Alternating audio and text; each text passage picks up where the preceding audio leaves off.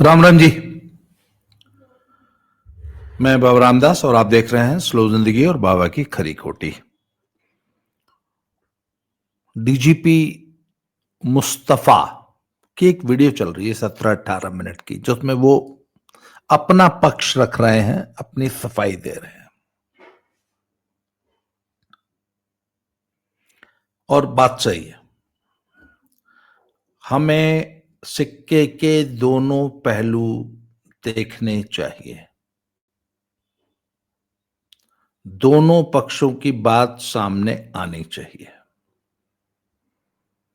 यदि बेटे ने अपने बाप पे, अपनी माँ पे, अपनी पत्नी पे, अपनी बहन पे, अपने जीजा पे, अपने पूरे परिवार पे कोई आरोप लगाया, उसके बाद बेटा अब दुनिया में नहीं रहा और उसके आरोपों की वीडियो सारी दुनिया में वायरल हो रही है, तो हमें डीजीपी मुस्तफा का पक्ष भी सुनना चाहिए। He has got every right to defend himself. अपने बचाव में अपनी बात कहें। दुनिया को उनकी बात ध्यान से सुननी चाहिए और खुले मन मस्तिष्क से, खुले दिमाग से सुननी चाहिए। उन्होंने ये कहा कि साहब मेरा बेटा तो बहुत पुराना ड्रग एडिक्ट था। पुराना मतलब पुराना, स्कूल कॉलेज के दिनों से ही उन्होंने बताया कि सबसे पहले उसने कैसे जो है सिगरेट में भर के क्या पिया और उसके बाद क्या पिया और उसके बाद कैसे चट्टे हेरोइन पे, इस पे, उस पे, आइस पे, एसिड पे, मनाली में एसिड लिया और पता नहीं क्या कहाँ क्या लिया। पता नहीं कितनी बार रिहैब में रहा, कितनी बार थाने गया, कितनी बार थाने से छुड़वा के लाए, क्या क्या किए। ये उन्होंने माँ का घर तोड़ दिया, घर में आग लगा दिया, माँ का हाथ तोड़ दिया, कर दिया, वह कर दिया, सब उन्होंने बताया कि सब उन्होंने बताया कि उन्होंने ये कहने की कोशिश की कि मेरा बेटा तो ड्रग एडिक्ट था।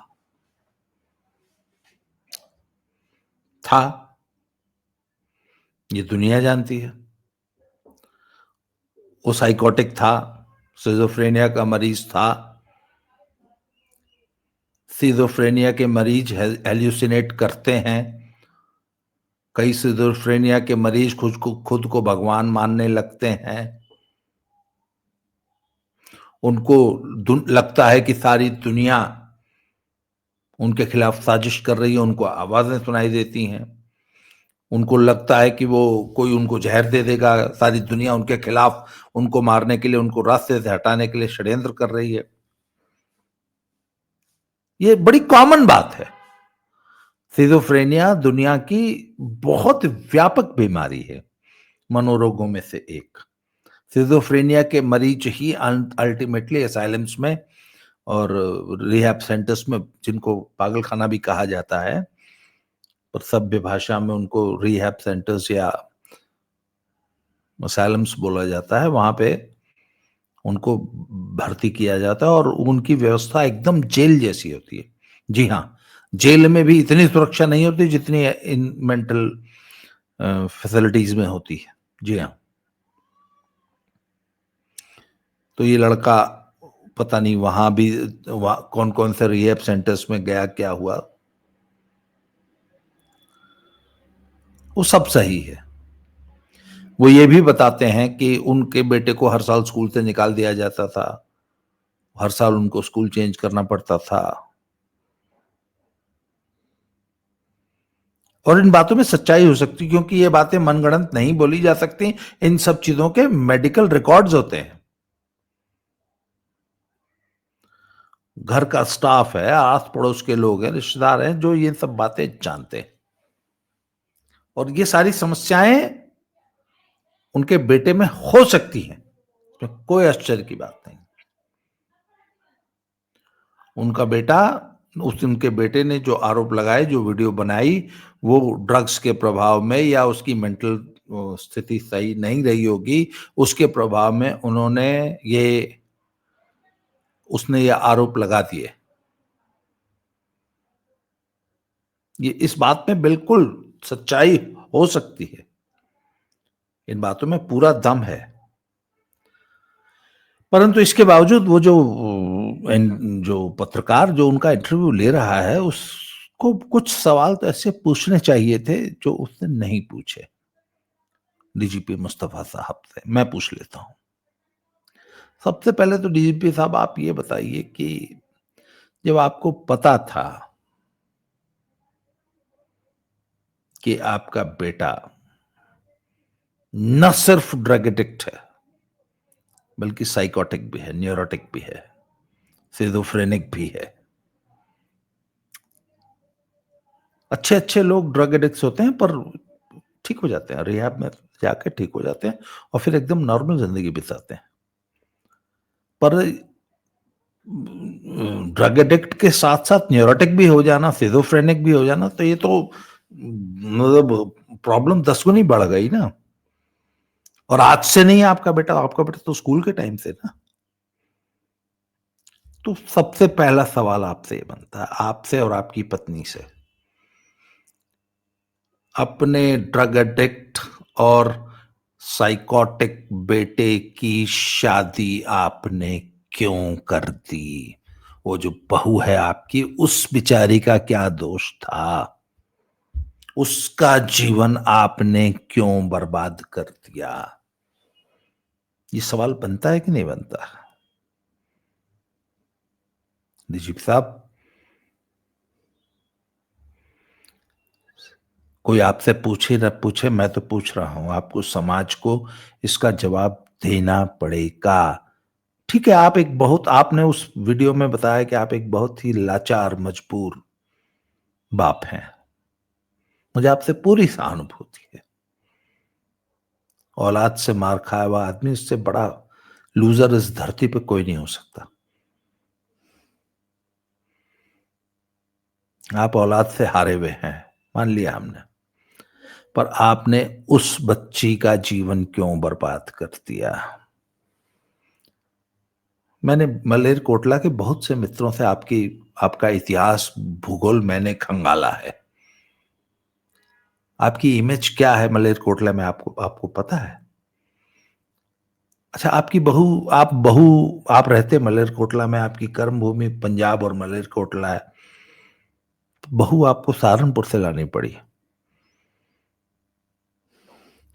मलेरकोटला में आपको बहू क्यों नहीं मिली? एक डीजीपी और 3 बार की एमएलए, मिनिस्टर को बहू नहीं मिली मलेरकोटला में?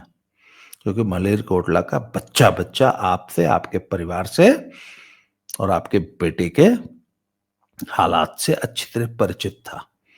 और आपने भरपूर कोशिश की कि मलेरकोटला में आपको बहू मिल जाए, पर जब नहीं मिली तो आप दूर सुदूर यूपी से, जहां आपको कोई नहीं जानता था, आपके बेटे के इतिहास को कोई नहीं जानता था, वहां से आपको अपनी बहू लानी पड़ी।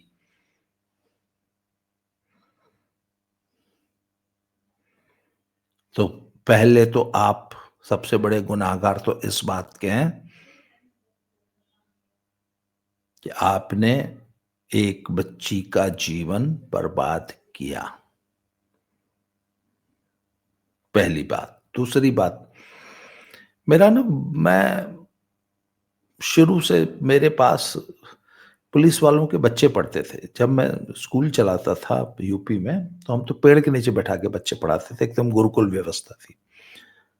तो पुलिस के जितने भी स्थानीय अधिकारी और बच्चे होते थे, उन सब के बच्चे मेरे यहाँ पढ़ते थे।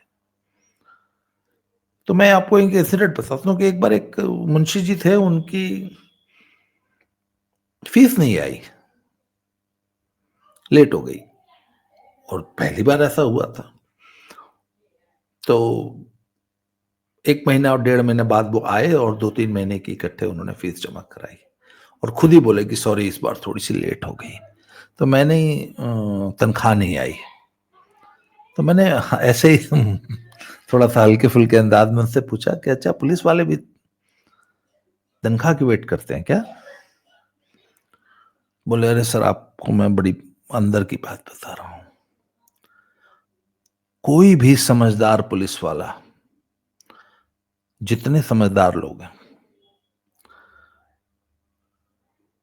अपने बच्चों की फीस, पढ़ाई लिखाई, स्कूल का जो कपड़ा लगता है और खाना पीना, भोजन, ये हमेशा अपनी तनख्वाह से खरीदना चाहते हैं, जो लोअर रंग पुलिस वाले हैं। मैंने पूछा वो क्यों? बोले पुलिस विभाग में एक अंदर अंदर एक अंडर करंट है। पुलिस के लोग मानते हैं कि चूंकि हम लोग पाप की कमाई खाते हैं, हराम की कमाई खाते हैं, इसलिए हमारे बच्चे कभी सुखी नहीं होते। ये इनके पुलिस वालों के मन में एक धारणा है, इसका ध्यान दीजिएगा आप। कहते हैं हम लोग को ये श्राप है, और श्राप नहीं भी है तो हम लोग के मन में ये एक फोबिया है सब में, कि चूंकि हम लोग पाप की कमाई खाते हैं इसलिए हमारे भगवान हमारे बच्चों से हमारा बदला निकालता है। हमारे बच्चे, इसलिए समझदार पुलिस वाले अपने बच्चों को हराम की कमाई नहीं खिलाना चाहते। हराम की कमाई अलग इन्वेस्टमेंट होती है। मैंने कहा अच्छा, ये तो आपने नई बात बताई मेरे लिए कि इतना भी सोचते हैं पुलिस वाले। कहते हाँ, कुछ लोग सोचते हैं, कम से कम उन्होंने कहा जी मैं जरूर सोचता हूं। मैंने हमेशा अपने बच्चों की फीस जो है हमेशा अपनी तनख्वाह से ही दी है। इस बार तनख्वाह लेट हो गई इसलिए फीस आने में लेट हो गई। मुझे ये बात समझ में आई, और मुझे ये पुलिस वालों का फोबिया समझ में आता है, क्योंकि वाकई पुलिस वाले इतना हराम का पैसा कमाते हैं। तो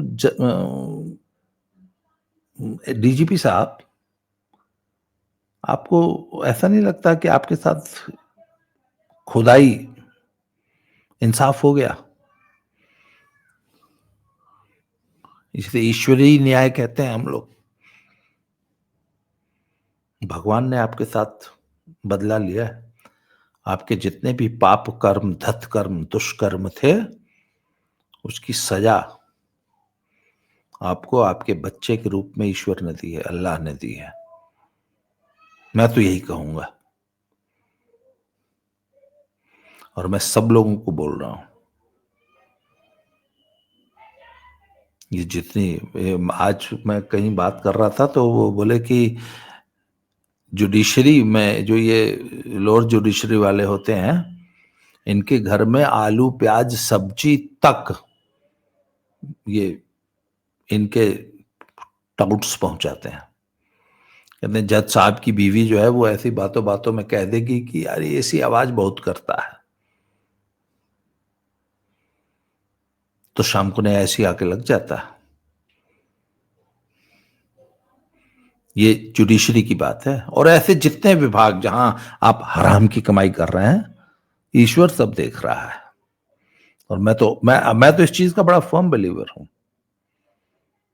कि ईश्वर आपके साथ न्याय करता है, और इसी जन्म में करता है। और ये जो कहते हैं ना कि पाप आप पाप करोगे तो स्वर्ग मिलेगा, नरक मिलेगा, बोले ये सब फालतू की बात है। आपको अपने पापों की सजा इसी जन्म में भोगनी है। और डीजीपी साहब, आप किसी के प्रति जवाबदेह नहीं है, खुद अपनी अंतरात्मा को जवाब दीजिए। आप और आपकी पत्नी अपने अल्लाह को जवाब दीजिए कि आपके साथ ही अल्लाह ने, ईश्वर ने ऐसा क्यों किया। You should come clean. अपनी अंतरात्मा से किसी को सफाई मत दीजिए, अपनी अंतरात्मा को जवाब दीजिए। और बाकी हमने जो आरोप लगाए हैं वो आपके बेटे के आरोपों को हमने तो उसको प्रतिध्वनि है, हमारे आरोप तो ठीक है, हम अपने शब्द वापस ले लेंगे, परंतु आपको तो जवाब देना पड़ेगा कि आपने अपने जंकी, ड्रग एडिक्ट और साइकोटिक बेटे की शादी करके एक बच्ची का जीवन क्यों बर्बाद किया। आज के लिए इस वीडियो में इतना ही। अगले वीडियो में फिर मिलते हैं। Thank you very much. जय श्री राम, हर हर महादेव।